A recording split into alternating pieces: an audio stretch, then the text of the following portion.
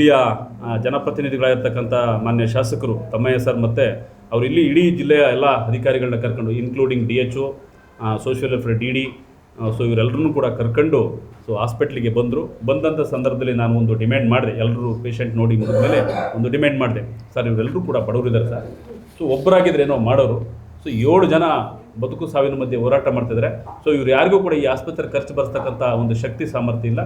ದಯಮಾಡಿ ಜಿಲ್ಲಾಡಳಿತ, ನೀವು ಒಬ್ಬರು ಮಾಡಿ ಅಂತ ಕೇಳ್ತಿಲ್ಲ, ಜಿಲ್ಲಾಡಳಿತ ಮತ್ತು ಸರ್ಕಾರ ಈ ಖರ್ಚು ವೆಚ್ಚನ ಭರಿಸ್ಬೇಕು ಅಂತೀವಿ.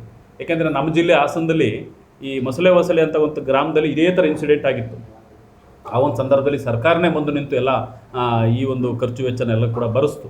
ಸೊ ಹಾಗೆಯೇ ಇದೂ ಕೂಡ ಒಂದು ಗಂಭೀರವಾದಂಥ ಪ್ರಕರಣ ಅಂತೇಳಿ ನೀವು ಪರಿಗಣಿಸಿ ದಯಮಾಡಿ ಸರ್ಕಾರ ಇದಕ್ಕೆ ನೀವು ಮುಂದೆ ಬರಬೇಕು ಅಂತೇಳಿ ಒಂದು ಮನವಿಯನ್ನು ಮಾಡಿಕೊಂಡು, ಸೊ MLA ಅವರು ಎಲ್ಲ ಅಧಿಕಾರಿಗಳನ್ನ ಕೂರಿಸ್ಕೊಂಡು ನಮ್ಮ ಡಾಕ್ಟ್ರನ್ನೂ ಕೂರಿಸ್ಕೊಂಡು ಒಂದು ಸಭೆ ಮಾಡಿದ ಒಳಗಡೆ, ಸೊ ಆಮೇಲೆ ಒಂದು ಇವರಿಗೆ ಡಾಕ್ಟ್ರಿಗೆ ಒಂದು ನಿರ್ದೇಶನ ಕೊಟ್ಟರು, ಡಾಕ್ಟ್ರೇ ಏನೇ ಇರಲಿ ನೀವು ಯಾವುದೇ ಕಾರಣಕ್ಕೂ ಪೇಷಂಟ್ ಕಡೆಯಿಂದ ₹1 ಕೂಡ ನೀವು ಕಟ್ಸ್ಕೋಬೇಡಿ, ಯಾವುದೇ ಅದು ಮೆಡಿಕಲ್ ಚಾರ್ಜ್ ಆಗಿರಲಿ, ಮೆಡಿಸಿನ್ ಇನ್ನೊಂದು ಮತ್ತೊಂದು ಏನೋ ಯಾವುದು ಕೂಡ ಇದು ಮಾಡಬೇಡಿ ಅಂತೇಳಿ ಅವ್ರಿಗೊಂದು ನಿರ್ದೇಶನ ಕೊಟ್ಟರು.